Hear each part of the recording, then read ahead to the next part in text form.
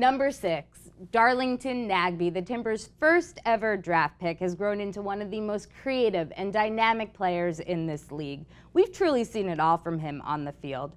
But here's a look at one thing we haven't seen, thing that's most important to Darlington, spending time at home with his wife Felicia and daughter Mila. Look at mama. Mila, bubbles. Mila. Uh-oh. Ooh, get it. Oh, pop. Bubbles?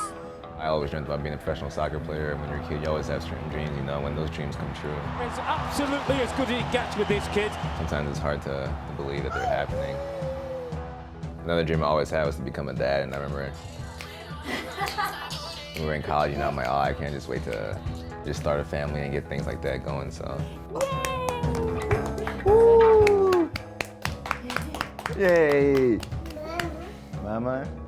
Felicia, you've been by his side as both dreams came true. What's it been like for you to see Darlington go from a young rookie with the Timbers to now one of the vets and a father? The first game I went to was a Columbus Crew game, which I thought was ironic. And he played really well, and I was just taking all these photos, and like I'd see his face hanging in the stadium and people wearing his jersey. It was just so crazy, and now I still think it's crazy that he's professional. Like, this is the life we live, and we're so lucky that he can do that and still be here and help with Mila, and he's such a good father. Mila, what's the doggy say? Yay! Nice shot.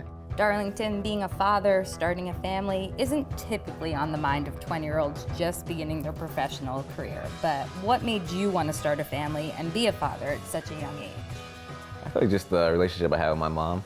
Yeah, my mom is just, she's like my best friend, and yeah, she's just like my good friend, and she's my mom at the same time. So just like the relationship I had with her, I wanted to have that with, well, this crazy girl now and whatever children that we do have, so. You're all done. At first, when we first brought her home, oh my gosh.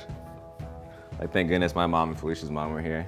Like, I had no idea what I was doing. Looking back at your early years and what you lived through, does that motivate you to want to provide even more for Mila?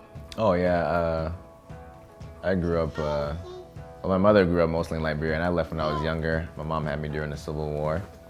So it was just her, my older brother was 2 at the time, and she was pregnant with me. So we were there, and then as soon as she had me, we fled the country actually, and we were in Sierra Leone for a while, and then from there we moved over to Europe. But yeah, so that was just difficult times, and now just seeing Mila, you know, I just want to give her everything that I maybe didn't have. So now everything I do, I try to do for her and Felicia also. I try to make sure they're happy. That's why I always try to be in a good mood when I come home, no matter what's happening, because I don't want that to affect anyone. But I'm always in a good mood though. Yeah. I love when I get home. Like Mila always like kind of like looks at me like, where have you been? Or She always comes to the door and says hi. Yeah. Hi. Real loud and hi. wave. She's been hi a bunch of times. Hi. Yeah. Kick it. Oh, that's pretty good. Good job, man. Your father played soccer professionally when you were young. Does that impact how you choose to balance your life, and specifically the importance you place on your relationships with friends and family? Oh yeah, definitely. You know, especially when you have I feel like when you have a kid, it always changes everything. Because now you know there's someone looking up to you, and you try to be an example for someone else. And there's always gonna be that point in her life where Mila's gonna know that her dad played soccer, and people will ask her about it. So I feel like they all have positive things to say about my personality and everything. I mean, you can't play well every game, so I just try and have other things in my life that I can control be not perfect, but as perfect as it can be. When we come home from New York, and she was just, I was shaving my head, and she just came in there and just sat on me for like 10 minutes. And she never does that normally, so you could tell she missed me. She would run up on the top of the steps and scream out, "Dada! Dada!" That was pretty cool. At the end of the day, I'm gonna be done playing, and who knows, maybe people will remember me, maybe people won't, but your family and friends, they're always gonna remember you. And so that's what I just pay the most attention to. You gonna be nice to Jane? Come here. Hi, Jane. Oh my God. Did you say hi, Jane? Jane? Said hi, Jane. Oh. Whenever we hug, she like gets jealous and wants to come in between us. Yeah, it's funny. she'll come hug our legs. Well, no. Look what you created. Look at her.